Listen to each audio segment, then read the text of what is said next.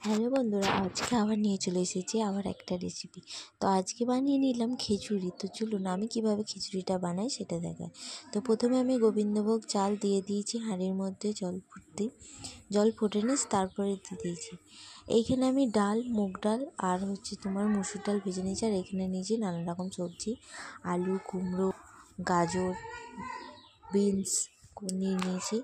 তো এইখানে আমি একটু কড়াইয়ের মধ্যে এবার তেল দিয়ে দিলাম। এবার আমি সবজিগুলোকে ভেজে নেবো, সব সবজিগুলো ভেজে নেবো। তো এখানে আমি বললাম তো আলু, কুমড়ো আর তোমার গাজর আর বিনস নিয়েছি। তো এই কটাই সবজি দেবো, আর কোনো সবজি দেবো না।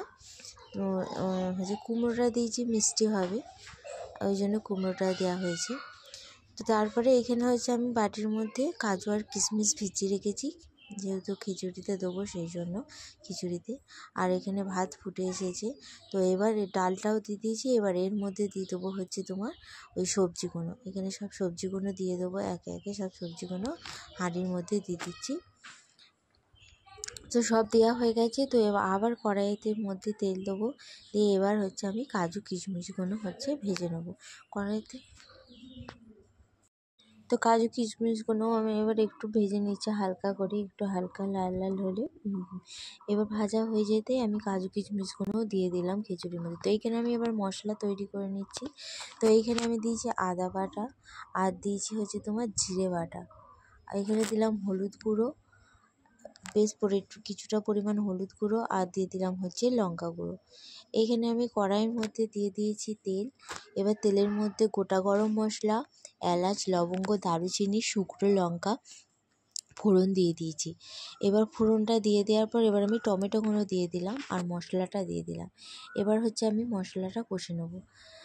মশলাটা ভালো করে কষে নেবো। এখানে টমেটোগুলোকে আমি একটু দু টুকরো করে দিচ্ছি।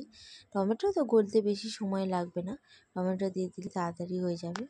তো এবার আমি দিয়ে দিচ্ছি নুন, যাতে টমেটোটা আরও তাড়াতাড়ি নরম হয়ে যায়।